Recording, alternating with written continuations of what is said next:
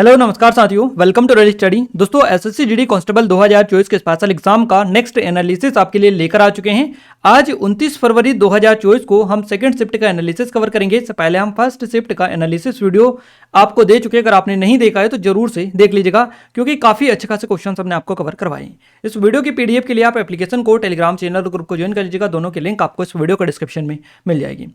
Guys आज हमें जो है काफ़ी अच्छे खासे क्वेश्चंस मिल चुके हैं और आप सभी देख सकते हैं कितनी बड़ी लिस्ट है क्वेश्चंस भेजने वालों की। यानी कि काफ़ी सारे लोगों ने आज हमें क्वेश्चंस भेजे, यहाँ तक कि पूरे के पूरे क्वेश्चंस एज इट इज़ और 100% सटीक क्वेश्चंस हम आपके लिए इस वीडियो में लेकर आ चुके हैं। क्लियर है? तो आप सभी से रिक्वेस्ट है कि इस वीडियो को पूरा लास्ट तक देखिएगा और एक एक चीज़ें यहाँ पर हम डिटेल में कवर करवाएंगे विद आंसर के साथ में। क्लियर है? देखिए, विनीत नामदेव जी जो कि सहेला एमपी से हैं, इसके अलावा अमन सिंह जी,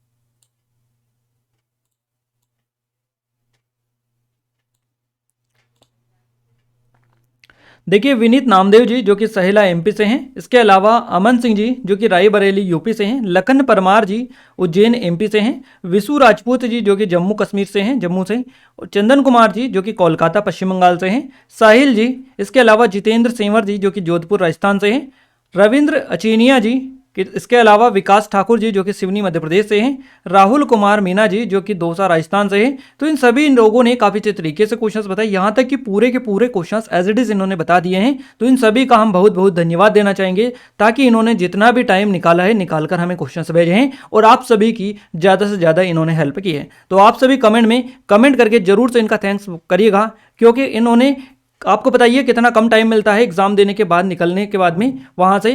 तो आप सभी जरूर से थैंक्स लिखिएगा कमेंट बॉक्स में इनके लिए। और आगे आने वाले दिनों में अगर आपका भी एग्जाम है तो आप भी इसी तरीके से हमें क्वेश्चन ज़्यादा ज़्यादा सेंड करें, ताकि हम आपको सबसे सटीक और 100% एक्यूरेट एनालिसिस दे पाए। पूरे यूट्यूब पर सबसे ऑथेंटिक और रियल एनालिसिस हम आपको देते ही है।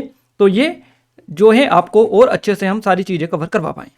गाइस जीके, जीएस और करंट अफेयर को स्टार्ट करते हैं। आप सभी से रिक्वेस्ट है कि पहले इस वीडियो को लाइक कर दीजिए और चैनल को सब्सक्राइब कर लीजिए।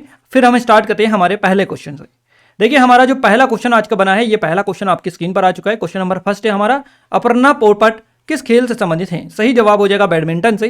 अपर्णा पोपट एक पूर्व भारतीय बैडमिंटन खिलाड़ी है। क्लियर है? वह 9 बार रिकॉर्ड की बराबरी करने के लिए भारत की राष्ट्रीय चैंपियन थी, जब उन्होंने 1997 और 2006 के बीच सभी वरिष्ठ राष्ट्रीय चैंपियनशिप जीती थी। अपर्णा ने 1997 यानी 1997 में हैदराबाद में अपना वरिष्ठ राष्ट्रीय खिताब जीता था। इसके अलावा अपर्णा पोपट को 2005 में अर्जुन पुरस्कार से भी सम्मानित किया गया। तो ये पुरस्कार स्पेशली याद रखिएगा, जो आपके पॉपुलर है ये आपके बनते हैं। इसके अलावा कहाँ से रिलेटेड है, कौन कौन से अच्छे काम किए हैं इन्होंने, यानी कि जो उसके लिए अवार्ड मिला है इनको, ये सारी चीज़ें आपकी एग्जाम में बनती हैं। देखिए नेक्स्ट जो क्वेश्चन पूछा है, ये बना है द मोजार्ट ऑफ मद्रास, इसके नाम से किसे जाना जाता है? तो AR रहमान आपका करेक्ट आंसर यहाँ से हो जाएगा। ध्यान रखिएगा इस तरह के क्वेश्चंस आपके एग्जाम में काफ़ी ज़्यादा बन रहे हैं और आगे भी आपको यहाँ से क्वेश्चंस देखने को मिलेंगे।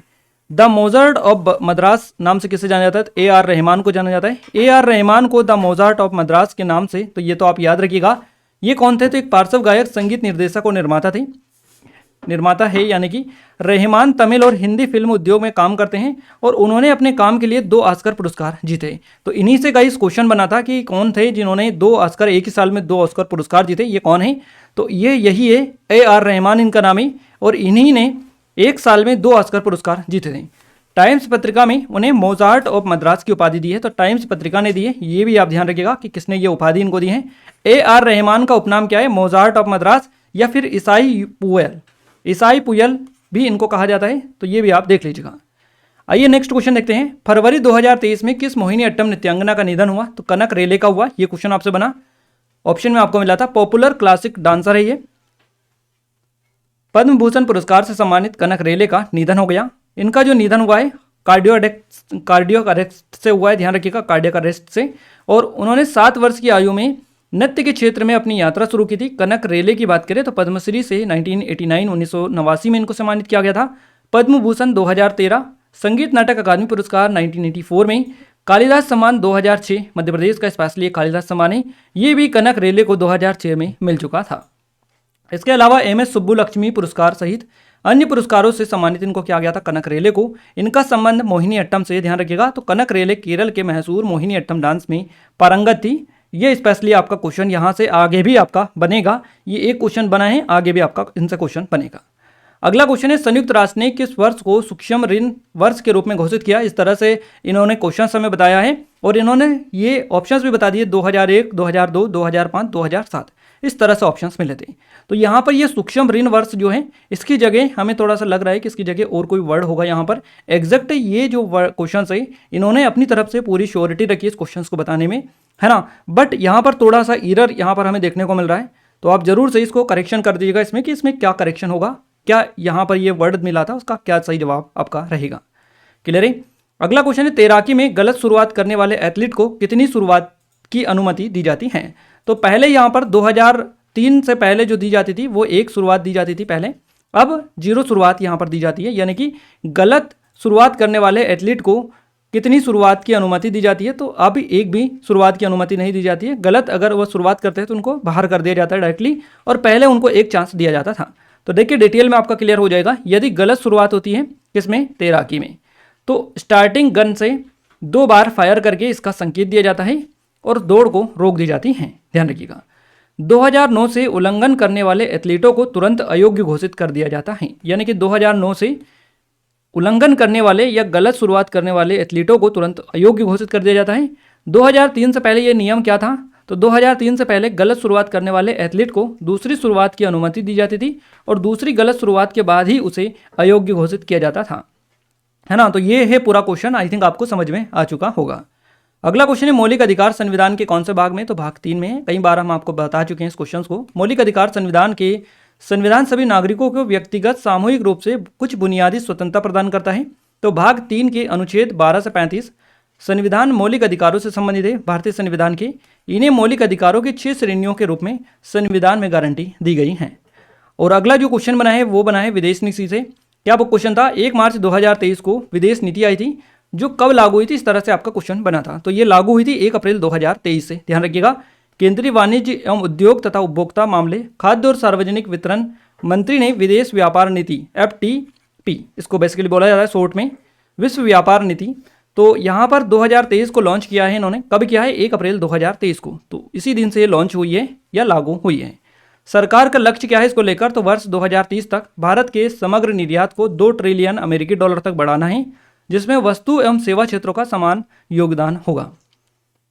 नेक्स्ट क्वेश्चन पूछा गया ठोस कार्बन डाइऑक्साइड से, इसको क्या कहते हैं? तो इसको सूखी बर्फ कहा जाता है।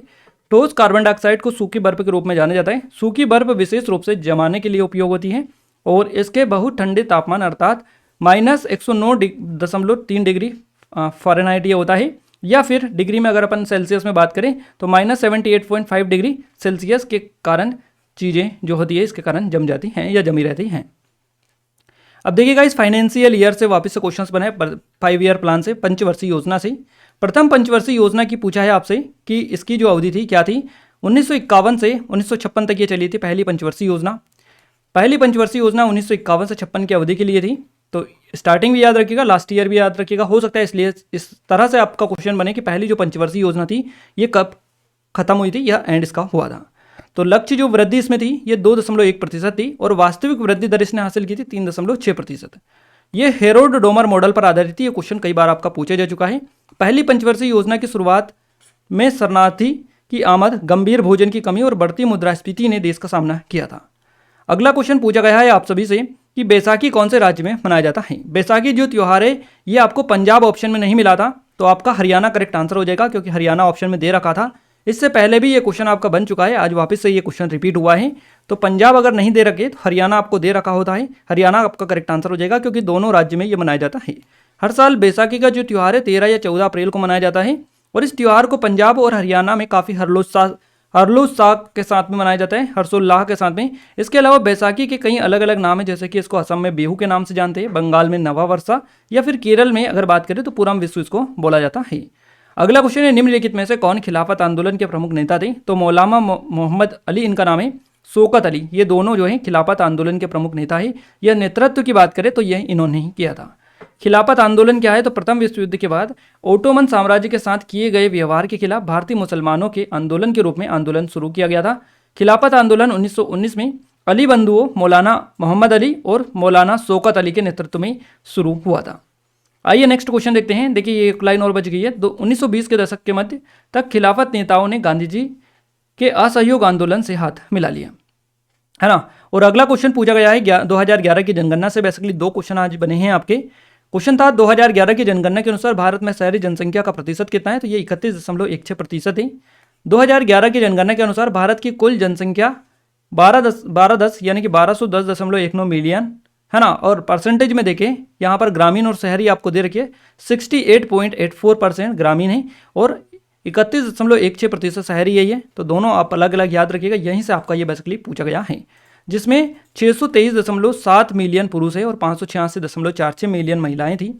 और यह भारत की 15वीं और स्वतंत्र भारत की 7वीं जनगणना थी। जनगणना 2011 के आयुक्त कौन थे, तो सी चंद्रमौली इनका नाम था। तो ये भी आप थोड़ी सी डिटेल याद रखिएगा, क्वेश्चन यहीं से बनेगा, क्योंकि ऑलरेडी आपकी 14वीं जनगणना पूछ ली गई है कि भारत में 14वीं जो जनगणना हुई थी जो कब हुई थी, तो ये 2001 में हुई थी, 15वीं हुई थी 2011 में। अगला क्वेश्चन पूछा गया यक्षगान। ये भी क्वेश्चन आपका रिपीटेड है, वापस से पूछा जा रहा है, इससे पहले भी पूछा गया। यक्षगान कहाँ का है, तो ये कर्नाटक का है। यक्षगान कर्नाटक प्रदेश की यानी कर्नाटक की एक सांप्रदायिक नाटक और नृत्य शैली है। यह कला आर्ट अथवा बैलाट नाम से भी जाने जाते हैं। अगला क्वेश्चन जो आपका स्क्रीन पर है ये 2011 की जनगणना से है, वापस से, कि भारत की जनगणना 2011 के अनुसार कुल जनसंख्या का कितना प्रतिशत सिख थे, तो 1.7%। देखिए कुछ लोगों ने हमें इसका सिख बताया कि सिख पूछा था, कुछ ने ईसाई बताया है, तो हमने दोनों डाल दिया है, जो भी पूछा होगा आपका क्लियर हो जाएगा। सिख जनसंख्या जो थी ये 1.7% थी भारत की कुल जनसंख्या की। और भारत की जनगणना 2011 के अनुसार कुल जनसंख्या का जो प्रतिशत ईसाई थे ये थे 2.3%। तो ध्यान रखिएगा, हिंदू भारत की जनसंख्या का बहुमत है, जिसकी कुल हिस्सेदारी जो है 79.8% है। मुसलमान भारत में सबसे बड़े धार्मिक अल्पसंख्यक है, जो जनसंख्या का 14.2% है। ईसाई भारत की जनसंख्या का 2.3% है। सिख जनसंख्या का 1.7%। बौद्ध जो जनसंख्या के 0.7% है। और जबकि जैन जो है 0.4% है। तो इन सभी को आप देख लीजिएगा, हो सकता है अगली बार आपसे सिख, बौद्ध, ईसाई, मुसलमान, हिंदू के बारे में पूछ ले जाए, तो इनको आप नोट डाउन कर लीजिएगा। अगला क्वेश्चन है 2022 में T20 वर्ल्ड कप का आयोजन कहाँ पर हुआ था, तो ऑस्ट्रेलिया में हुआ था। 2022 आईसीसी पुरुष T20 विश्व कप 8वां आईसीसी पुरुष T20 विश्व कप टूर्नामेंट था। 16 अक्टूबर से 13 नवंबर 2022 तक ऑस्ट्रेलिया में खेला गया था। इसमें फाइनल में इंग्लैंड ने पाकिस्तान को 5 विकेट से हराकर अपना दूसरा आईसीसी पुरुष T20 विश्व कप का खिताब जीत लिया था। सेम कुरेन को प्लेयर ऑफ द मैच और प्लेयर ऑफ द टूर्नामेंट भी चुना गया था इस टूर्नामेंट में। तो ध्यान रखिएगा, ये कहाँ पर हुआ था, ऑस्ट्रेलिया में हुआ था। इतनी चीज़ें आपको याद रखनी है। अगला क्वेश्चन है राज्यपाल का अभिभाषण कौन सा अनुच्छेद में है, तो ये अनुच्छेद 176 आपका करेक्ट आंसर रहेगा। अनुच्छेद 176 राज्यपाल द्वारा विशेष अभिभाषण का प्रावधान देता है और विधानसभा के प्रत्येक आम चुनाव के बाद पहले सत्र की शुरुआत पर और प्रत्येक वर्ष के पहले सत्र की शुरुआत पर राज्यपाल विधानसभा को संबोधित करेंगे या विधान परिषद वाले राज्य में के मामले में दोनों सदन एक साथ इकट्ठे होंगे और विधायिका को उसके समन के कारणों की जानकारी बेसिकली देगा। अगला जो क्वेश्चन है ये आपसे बना है राज्य विधानमंडल का प्रावधान किस अनुच्छेद में है, तो राज्य विधानमंडल जो है ये अनुच्छेद 168 से 177 में है। ये क्वेश्चन बेसिकली आपसे बना है, क्लियर है। आर्टिकल 168 से 177 में आपको राज्य विधानमंडल देखने को मिलता है, इसका वर्णन। तो राज्यों में विधानमंडलों के संविधान से संबंधित जो आर्टिकल है ये 168 है। राज्यों में विधान परिषदों का उन्मूलन या निर्माण से रिलेटेड 169 है। विधानसभाओं की संरचना से रिलेटेड 170 आर्टिकल है और राज्य विधानमंडल या का सदस्य बनने के लिए अनुच्छेद 173 होता है। तो ये सारी डिटेल याद रखिएगा, क्योंकि राज्य विधानमंडल पूछा है तो हमने पूरा बता दिया। अब इनमें से अगर अलग अलग पूछा जाएगा तो आपको ये भी पता होना चाहिए। देखिए गाइस, नेक्स्ट जो क्वेश्चन बना है काफी ज्यादा इंपॉर्टेंट है। क्वेश्चन है आपका जनार्दन प्रसाद को किसका नया महानिदेशक चुना गया है, तो सही जवाब रहेगा भारतीय भूवैज्ञानिक सर्वेक्षण यानी GSI, geological survey of India, इसका फुल फॉर्म होता है। जनार्दन प्रसाद को भारतीय भूवैज्ञानिक सर्वेक्षण GSI का नया महानिदेशक नियुक्त किया गया है। प्रसाद ने 174 साल पुरानी संस्था की कमान संभाली और उन्होंने डॉक्टर S राजू का स्थान लिया जो 2020 से महानिदेशक हैं। प्रसाद जो है जनार्दन प्रसाद पटना विश्वविद्यालय से भूविज्ञान में स्नातकोत्तर और 1988 में भूविज्ञानी के रूप में GSI गांधीनगर में शामिल हुए थे। अगला जो क्वेश्चन पूछा गया है ये रो से रिलेटेड है कि रो के वर्तमान में अध्यक्ष कौन है या फिर रो के नए प्रमुख कौन बने, तो रवि सिन्हा आपका करेक्ट आंसर हो जाएगा। केंद्र सरकार ने IPS अधिकारी रवि सिन्हा की को रिसर्च एंड एनालिसिस विंग, इसका फुल फॉर्म होता है रो का, ध्यान रखिएगा। जिन लोगों को नहीं पता है वो देख लीजिएगा, रिसर्च एंड एनालिसिस विंग, इसके नए प्रमुख इनको बनाया गया है रवि सिन्हा को। 19 जून 2023 को बिहार के भोजपुर के रहने वाले वरिष्ठ IPS अधिकारी हैं रवि सिन्हा। मंत्रिमंडल सचिवालय में विशेष सचिव के रूप में कार्यरत रवि सिन्हा को भारत की खुफिया एजेंसी रो का नया प्रमुख नियुक्त किया है। अगला क्वेश्चन जो पूछा गया कुछ इस तरीके से था कि कृषि एवं परिवार कल्याण मंत्रालय की योजना कौन सी नहीं है। अब एग्जैक्ट ऑप्शन इसके नहीं मिले थे हमें, क्लियर है। तो इस तरह का ये क्वेश्चन आपका बना था। इसके अलावा नेक्स्ट जो क्वेश्चन है एफिल टावर से रिलेटेड, और ये आपका रीजनिंग में पूछा गया क्वेश्चन था। एफिल टावर कहाँ स्थित है? फ्रांस में। एफिल टावर पेरिस फ्रांस में स्थित एक स्मारक है और यह फ्रांसीसी क्रांति के शताब्दी वर्ष का जश्न मनाने के लिए बनाया गया था। टावर का नाम इंजीनियर गुस्ताव एफिल के नाम पर रखा गया और निर्माण जो हुआ था 1887 में शुरू हुआ था और 1889 में ये बनकर पूरा कंप्लीट हो गया था। तो ये भी देख लीजिएगा, कहीं आप अगर क्वेश्चन बनेगा आपका तो हो सकता है जीके में बन जाए, तो आप याद रखिएगा। अब गाइज यहाँ पर 20 के 20 पूरे के पूरे क्वेश्चन हमने आपको कवर करवा दिए जो आपके एग्जाम में आज पूछे गए, है ना, विद आंसर के साथ में, और 100% एक्यूरेट क्वेश्चन हमने आपको बताए जो हमें सीधे सीधे बच्चों से मिले हैं। ये हमारी टेस्ट सीरीज अगर आपने ज्वाइन नहीं किया तो कर लीजिएगा, डिस्क्रिप्शन में आपको लिंक मिल जाएगी। अब हम हिंदी की ओर आगे बढ़ते हैं, उससे पहले वीडियो को लाइक और चैनल को सब्सक्राइब जरूर से कर लीजिएगा। हिंदी का पहला क्वेश्चन है धैर्य का शुद्ध रूप पूछे तो ये धैर्य ये हो जाएगा सही। जीने की इच्छा रखने वाले को क्या कहते हैं? तो जिजीविषा इसको बुलाता है। विलोम शब्द का पर्यायवाची आपसे पूछा है तो विलोम का उल्टा होता है ना। विलोम शब्द का पर्यायवाची यानी उल्टा, विपरीत, प्रतीक या प्रतिलोम। इंकार का विलोम शब्द पूछा है इकरार हो जाएगा। ग्रह उल्टे हो जाना मुहावरे का क्या अर्थ है? अब आपके बुरे दिन आ गए, यानी कि ग्रह उल्टे हो गए। पत्थर के पर्यायवाची आपसे पूछा है तो पाहन, पाषाण, उपल या पत्थर, ये इसका पर्यायवाची होता है। कटक का तत्सम पूछा है तो कांटा हो जाएगा। युधिष्ठिर की शुद्ध वर्तनी पूछी है, युधिष्ठिर आपकी हो जाएगी। क्लियर है। तो ये क्वेश्चन आपके हिंदी में मिले हमें। गद्यांश एक आया था आपका और 5 क्वेश्चन बेसिकली बने। अनेकार्थी से 1 क्वेश्चन आपका बना है। इसके अलावा रिक्त स्थान 2 आए थे। पर्यायवाची से 3 क्वेश्चन बने। मुहावरे से 2 क्वेश्चन बने हैं। विलोम शब्द 2 क्वेश्चन बने हैं। लोकोक्ति से क्वेश्चन बना है। तत्सम तद्भव से 1 क्वेश्चन, और इसके अलावा वाक्य शुद्ध से 1 क्वेश्चन, 2 क्वेश्चन आपके बने हैं। तो ये हिंदी के हमने क्वेश्चन और टॉपिक आपको पूरे बता दिए जो आपके एग्जाम में पूछे गए हैं। मैथ्स में बात करें गाइस, देखिए हमें और कुछ पूरे क्वेश्चन पे मिले जो कि हम आपको आगे बताएंगे मैथ्स रीजनिंग के। देखिए मैथ्स में औसत से 2 क्वेश्चन बने हैं। एसआईसीआई से 2 क्वेश्चन है। नंबर सिस्टम से 1 क्वेश्चन है आपका। सरलीकरण से 2 क्वेश्चन है। मेंसुरेशन 2D 3D से 2 से 3 क्वेश्चन है आपके। प्रतिशत से 2 क्वेश्चन है। लाभानी से 3 से 4 क्वेश्चन है। समय कार्य से 2 क्वेश्चन पूछे गए। इसके अलावा रेलगाड़ी से 1 क्वेश्चन पूछा गया। चाल दूरी से 1 क्वेश्चन है। एलसीएम एचसीएफ से 1 क्वेश्चन है। अनुपात से 1 क्वेश्चन है। आयु से क्वेश्चन है। विभाजित वाले क्वेश्चन भी बने हैं। रीजनिंग में सिटिंग अरेंजमेंट से 2 क्वेश्चन है। पजल से क्वेश्चन है आपका। कोडिंग डिकोडिंग से 3 से 4 क्वेश्चन है। ब्लड रिलेशन से 1 क्वेश्चन है। पेपर कटिंग से 1 क्वेश्चन है। मिरर इमेज से क्वेश्चन है। दिशा निर्देशन से क्वेश्चन है। 5 से 2 क्वेश्चन है। अल्फाबेट सीरीज से 1 क्वेश्चन है आपका। कथन निष्कर्ष से 1 क्वेश्चन है और आकृति वाले 2 क्वेश्चन आपके पूछे गए। इसके अलावा लुप्त संख्या से 1 क्वेश्चन था। नंबर सीरीज से 2 क्वेश्चन पूछे गए, है ना। तो ये सारे टॉपिक के हमें जितने भी आपके एग्जाम में पूछे गए। और गाइस यहाँ पर अगर हम देखें जीके को छोड़कर तो बाकी का जो पूरा पैटर्न है वो बिल्कुल जो आपका पहले आ रहा था वही है। उसमें कोई भी चेंजेस आपको अभी तक देखने को नहीं मिला है। बाकी जो जीके वाला पोर्शन है इसमें आपको लगातार चेंजेस धीरे धीरे देखने को मिल रहे हैं। जो टॉपिक आपके स्टार्टिंग से आ रहे थे वो गिने चुने 2-4 टॉपिक आ रहे हैं, जैसे कि नृत्य वगैरह वाले टॉपिक आ रहे हैं। त्योहार वाला टॉपिक आपका आ रहा है। पंचवर्षीय योजना आ रहा है। तो ये जो टॉपिक है ये आ रहे हैं। इसके अलावा बाकी का जो था वो 2-4 क्वेश्चन वाला पैटर्न वो उन्होंने पूरी तरह से चेंज कर दिया। इकोनॉमी से क्वेश्चन लगे हैं तो इस तरह का उन्होंने इसको अब चेंज कर दिया है। तो आप उस तरह की जो चीजें हैं वो देख कर जाएं। अब यहाँ पर गाइस कुछ हमें मैथ्स के क्वेश्चंस भी भेजे हैं और रीजनिंग के क्वेश्चन भी भेजे। देखिए इन्होंने टॉपिक हमें बता दिए कि किससे कितने क्वेश्चंस आए इस तरह के। तो आपको ये पता रहे कि आपको सारी चीजें जो हम आपको बताते हैं वो ऑथेंटिक रहती है, 100% एक्यूरेट जो बच्चे बताते हैं। इसीलिए हमने इस स्क्रीनशॉट को लगाया है, इस इमेज को लगाया जो हमें सीधी बच्चों ने भेजी है, ताकि आपको पता रहे कि किस तरह के क्वेश्चंस हम आपको बता रहे हैं, है ना, सीधे सीधे यही। इसके अलावा देखिए यहाँ पर ये जो जीके के क्वेश्चंस इन्होंने बताए सेम टू सेम जो कि हमें आपको सारी चीज़ें बताई हैं। तो इस तरह के क्वेश्चंस आपके एग्जाम में पूछे गए जो कि हमने ऑलरेडी आपको कवर करवा दिया है ये क्वेश्चंस। और इस वीडियो की पीडीएफ के लिए आपको क्या करना है, टेस्ट एप्लीकेशन को जाकर आपको डाउनलोड कर लेना है। टेलीग्राम को ज्वाइन कर लीजिएगा, डिस्क्रिप्शन में लिंक है। ये हमारी टेस्ट सीरीज है, इनरोल नहीं किया है तो कर लीजिएगा, है ना। तो सारी चीज़ें आपको हम कवर करवा चुके हैं। आज के सेकेंड शिफ्ट में जो भी आपके क्वेश्चन पूछे गए A to Z डिटेल आपको हम बता चुके हैं। इस वीडियो को लाइक नहीं किया तो आप सभी से रिक्वेस्ट है कि वीडियो को लाइक कर दीजिए, चैनल को सब्सक्राइब कर दीजिए, अपने दोस्तों के साथ शेयर कर दीजिएगा ताकि हमें सपोर्ट मिले, मोटिवेशन मिले आपके लिए और अच्छे से अच्छे वीडियोस हम लाने की कोशिश करते रहें। तो मिलते हैं हमारे नेक्स्ट शिफ्ट के एनालिसिस के साथ, तब तक के लिए जय हिंद, वंदे मातरम।